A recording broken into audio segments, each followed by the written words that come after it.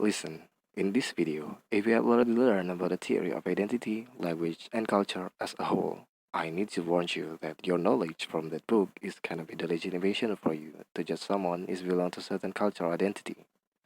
If you still do that, it means that you only earn the half because the other half is discussing on what you will do after having that prejudice and our response after finding that whether it's right or wrong about our prejudice. In simple, to know truly about someone's identity, it is needed to complete validity or make sure that what you think is equal to what someone's deliberately shows. So, in this occasion, let me clarify myself about my identity and values on certain things that I hold. My name is Dian Afriza. I am 23 years old. So, I'm kinda different from others. Why? Because I did misfit to my former college and university, and I was a truly mood swing person that easily got bored. For my identity, I'm raised in a family of Lahatness pure blood, which means my parents are truly from Lahat, not immigrant or outsider.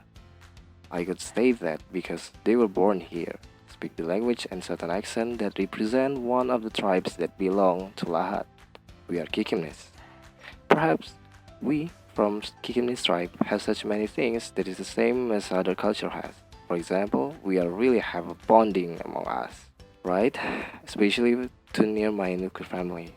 Also, to the other digital tribe, we share the same language root. We are from Malay root.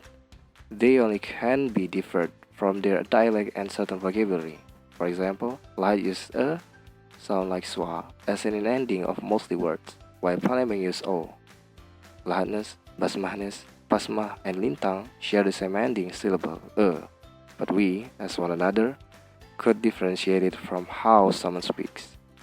As the implication, I got my mother tongue from my parents and learned how to diverse our dialect in senior high school because I can meet my friends from other regional tribe identity there. Talking about how I could come up deciding myself to be a teacher, it is not the first ambition. When I was in senior high school, I just only think that I need to be independent and not depend on my parents providing as soon as possible. But I failed once I got away.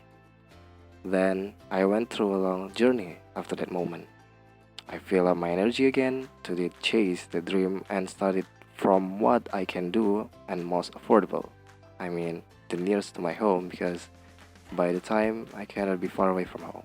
And then I become a tutoring course for any subjects and any classes or level as long as I got paid for it.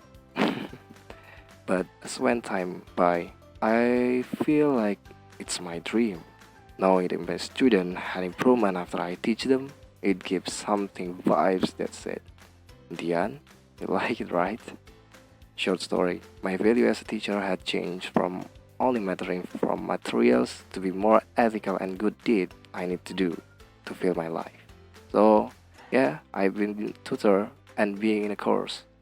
Even made our own course for a year before I applied to Unsuri. And I'm very grateful that I decided to do preparation and continue learning to formal education because I think the experience and knowledge are the perfect combination. But having everything at teaching was not stopping as I started to learn at university. Many experience I got till this time, but most importantly, the main point is education needs to break the wall, which means it more to be humanist. Since we, teacher and student, only have interaction in class, but outside, we just like someone that is not knowing each other. I want all the teacher be the role model, not only star in the class, but also son as a whole, in school, society, and organization, or etc. Also, I want all teacher to be teacher as it should be, like the one stated on what we got from the theory. And see, we can also see the things that we should fix and we should matter. That is how we change our knowledge become our ability. So I think it's all for my teacher value insight that I got. Talking about language, I do appreciate someone who could do languaging well. In teaching, speech, writing, song, poem, caption, blog, microblog, podcast, and many other media for language. But what is most indicator to decide that someone is good is could I understand the information or idea from them? At first, I really adore on certain dialect in English, like British accent. and especially someone who could do that. But it gradually changed when I opened my horizon more widely and find that communication is about how sender is successful to transfer information to the receiver. Even when we just want to express ourselves, it would touch you when someone is paying attention to it and try to know what you really want to express. And yeah, now I could do communicate with mindfulness because I realized that we have to understand each other. Period.